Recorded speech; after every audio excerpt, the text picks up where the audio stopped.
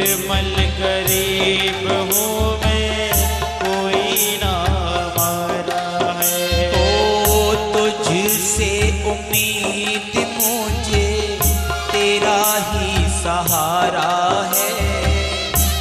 निर्बल गरीब हूँ मैं, कोई ना हमारा है। कब तक तड़पाएगा, कब तक बहलाएगा, कब तक तड़पाएगा, कब तक बहलाएगा। मेरे आंसू पहुँच कर मुझे गले लगाएगा, मेरे आंसू पोंछ कर मुझे गले लगाएगा।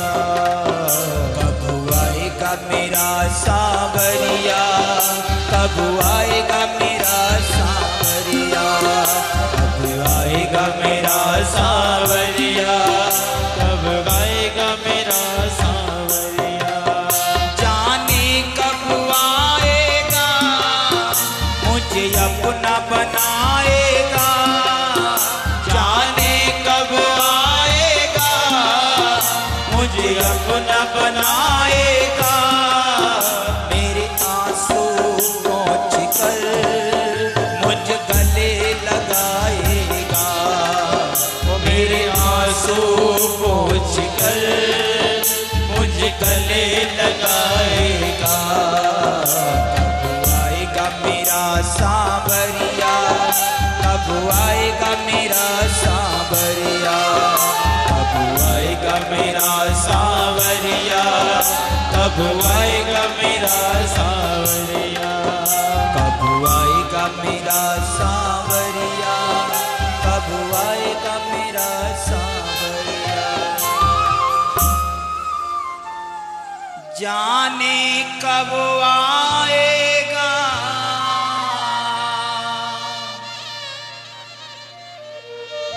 मुझे अपना बनाएगा।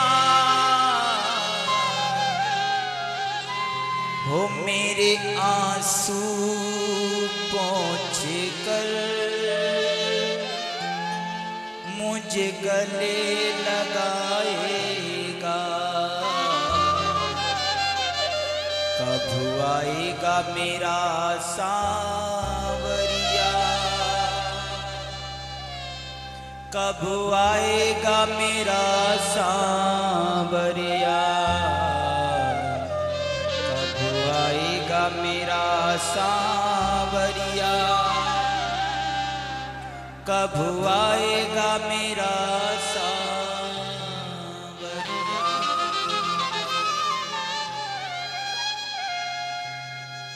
इस प्रकार से माँ देवकी ने कंस की उस कारागृह में करुण पुकार भगवान से जब करी, और आज देवकी किस करुण पुकार को सुनकर भगवान 8वीं संतान के रूप में माँ देवकी के गर्भ में आए। और जिस दिन से भगवान माँ देवकी के गर्भ में आए, पूरी कारागृह में प्रकाश हो गया, यमुना का जल निर्मल हो गया, पक्षी कलरव करने लगे, धरती हरी भरी सुशोभित हो गई। और आज देवताओं ने गर्भ स्तुति गाई है। और आज वो पावन समय आ गया भगवान का प्रकट होने का। पवित्र भादों का महीना, अष्टमी तिथि, रोहिणी नक्षत्र, और रात्रि के ठीक 12 बजे भगवान उस कंस की कारागृह में चतुर्भुज रूप में प्रकट हुए हैं। बोलिए बाल कृष्ण लाल की। भगवान मैया से बोले, मैया आप लोगों ने तपस्या करी थी और ये कहा था हमें आप जैसा पुत्र चाहिए। मां में आ गया। मां देवकी ने कहा, आप हाथों में शंख चक्र पद्म गदा इतने सारे शस्त्र लेकर के आए हो, इन सब की क्या आवश्यकता है?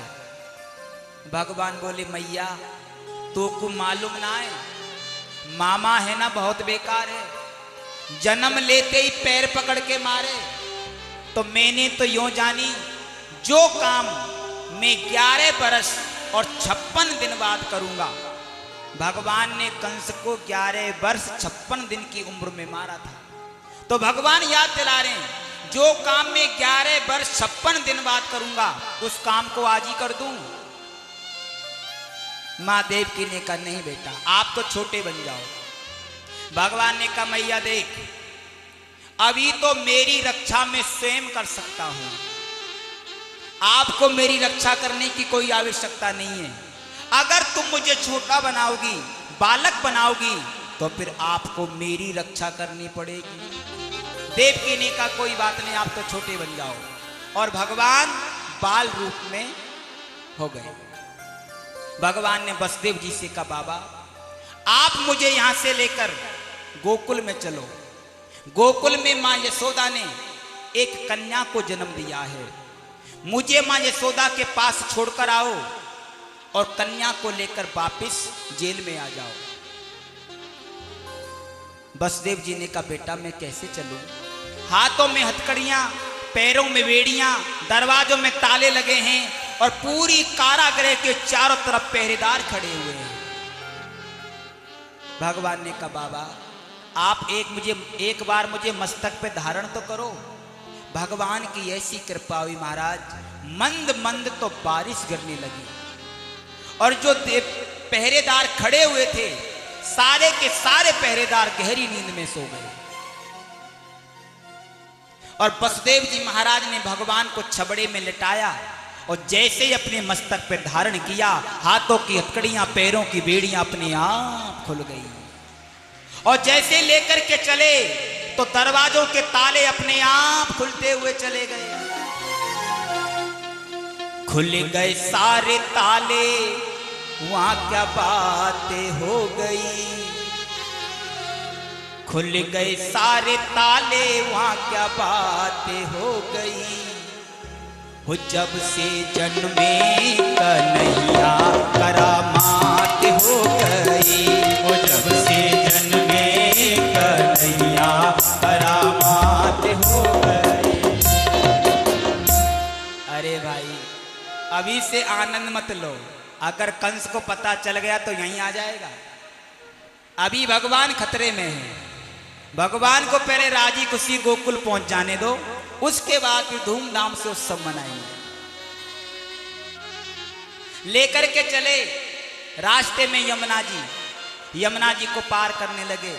यमुना जी ने सोचा आज हमारे पति देव का जन्म हुआ है, क्यों ना हम इनके चरणों का स्पर्श कर लें। तो यमुना भगवान के चरणों को छूने के लिए उफान लेने लगी। वसुदेव जी महाराज के गले गले तक पानी आ गया।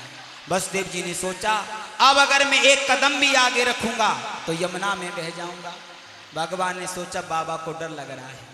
भगवान ने अपने दोनों चरण छबड़े से नीचे लटका दिए और यमुना भगवान के चरणों को छूकर फिर शांत भाव से बहने लगी। गोकुल पहुंचे, मां यशोदा के महलों में भगवान को धीरे से मैया के पास सुलाया और कन्या को लेकर वापस जेल में। जैसे जेल में प्रवेश किया, हाथों की हथकड़ियां, पैरों की बेड़ियां अपने आप लग गई और दरवाजों के ताले अपने आप लग गए। और जो पहरेदार सोए हुए थे सारे के सारे पहरेदार सब जग गए। राजा परीक्षित ने कहा गुरुदेव एक बात समझ में नहीं आई। वसुदेव जी महाराज भगवान को लेकर गए, तब तो हथकड़ियां, बेड़ियां, ताले सब खुल गए और कन्या को लेकर आए तो वापस लग गए। ऐसा क्यों? सुखदेव जी महाराज कहते राजन, जीव जब परमात्मा का आश्रय ले लेता है, अपना सब कुछ भगवान को समर्पित कर देता है, बोले प्रभु तू जाने और तेरा काम जाने, तो परमात्मा उस जीव के सारे बंधन खोल देता है। इसलिए हथकड़ियां, बेड़ियां सब खुलती हुई चली गई। और ये कन्या कौन थी? योग माया। जीव जब माया के चक्कर में पड़ता है, माया में वशीभूत होता है, तो परमात्मा उस जीव के सारे बंधन बांध देता है। इसलिए हथकड़ियां, बेड़ियां वापस लग गई। जेल में कन्या ने रोना प्रारंभ किया। पहरेदारों ने जाकर कंस से कहा महाराज 8वें का जन्म हो गया, शीघ्र लेकर के आओ। मां देव की कन्या को लेकर कंस के पास गई। बोली भैया आपने एक एक करके मेरे 6 पुत्र मार दिए, ये बेचारी कन्या है, तुम्हारा क्या बिगाड़ेगी? कंस ने कहा नहीं देवकी, ये लाल नहीं लाली है, मेरे प्राणों को पीने वाली है, इसे नहीं छोड़ूंगा। और कंस ने देवकी के हाथ से कन्या के पैर पकड़े और घुमाकर सिला पे देकर मारना चाहता था। कन्या हाथ से छूट गई और आकाश में जाकर के अष्टभुजा रूप धारण कर लिया और आकाशवाणी के माध्यम से कहा, ए मूर्ख कंस, तू मोकू कहा मारेगो? तो मारवे वारे ने तो ब्रज में जन्म ले लियो। कंस ने पूछो कहाँ लियो? हाँ दारी के मोइये मार रहे, मोइते पतो पूछ रहे हो, जाना बता रही। यही योग माया आज कलयुग में वैष्णो देवी के नाम से पूज रही है। बोली वृंदावन बिहारी लाल की। ये तो हो गई मथुरा की लीला। अब चलते हम गोकुल में और यहां से आपको ब्रजभाषा का आनंद लाएंगे। बाबा नंद की 2 बहन, नाम नंदा और सुनंदा, 6 महीना पहले आ गई। भाभी के लाला होएगो, दक्षिणा में कछु तो मिलेगो। नंद बाबा से बोली, भैया भाभी के लाला होएगो, हमको कहाँ मिलेगो? नंद बाबा बोले, कहाँ चाहिए? बोले भाभी के गले में जो हार है वो हमको देना पड़ेगा। नंद बाबा बोले, बहन लाला है जान दे, एक नहीं दोनों को 2 हार दूंगा। आज नंदा सुनंदा सोच रही हैं, भाभी रोज 4 बजे जग जावे, आज 10 बज गई, आज क्यों ना जगी, चलो भाभी को जगा के आवे। नंदा सुनंदा गई। माँ यशोदा खर्राटे ले रही है और बगल में एक लाला पतली सी चुनरी को ओढ़ करके सो रहे है।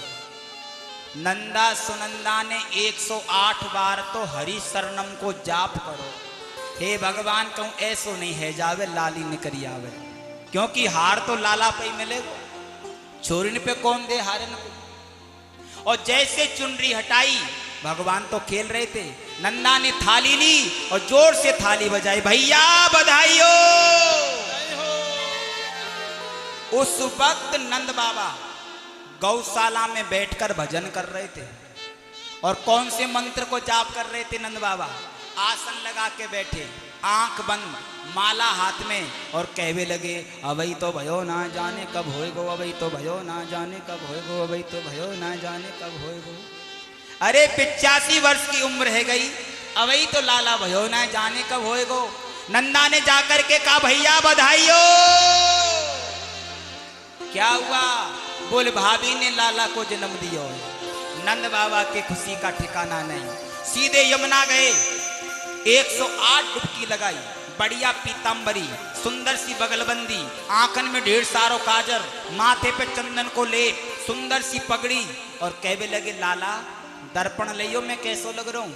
ग्वाल बाल बोले, बाबा आज तो पूरा 16 साल को लग रहा हो। नंद बाबा बोले, भैया आज हमको सजनो पड़ेगो, क्योंकि 85 साल में लाला को जन्म भयो है। पूरे गोकुल में आनंद। तो आइए, कौन कौन चाहता है भगवान हमारे बीच में हो? आइए बड़े प्रेम से भगवान को बुलाते हैं।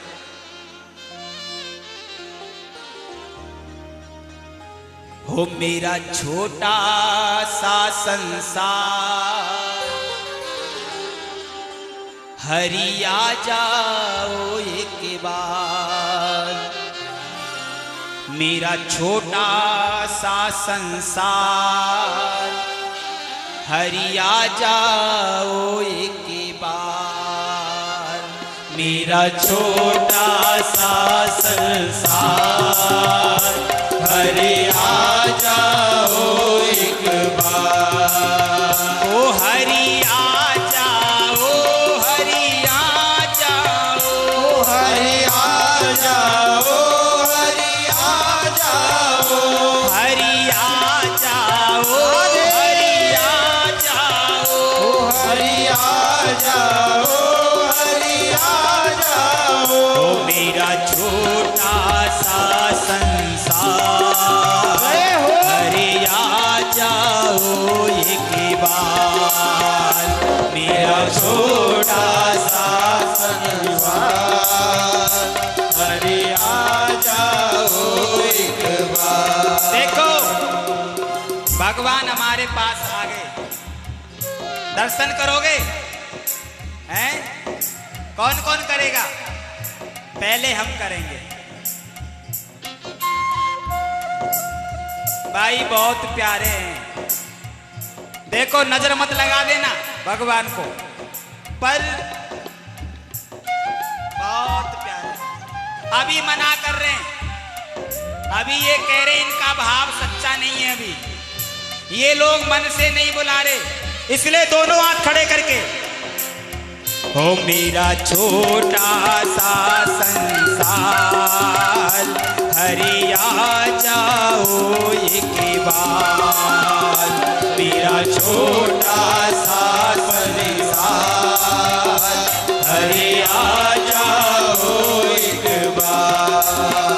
ओ हरि आ जाओ, हरि आ जाओ, ओ हरि आ जाओ, हरि आ जाओ, ओ हरि आ जाओ, हरि आ जाओ। ओ हरि आ जाओ, हरि आ जाओ। देखिए मैं निवेदन कर रहा हूँ, जो माताएं नृत्य कर रही हैं वही खड़ी रहे, जो नहीं नृत्य कर रही हैं वो बैठ जाए कृपया स्थान पर। हो मेरा छोटा सा संसार, हरि आ जाओ एक बार। मेरा छोटा सा संसार, हरि आ जाओ एक बार। लो आपको दर्शन करा देते हैं हम। देखो पलकों को पकड़ के रखना, अगर पलक झपक गई तो ठाकुर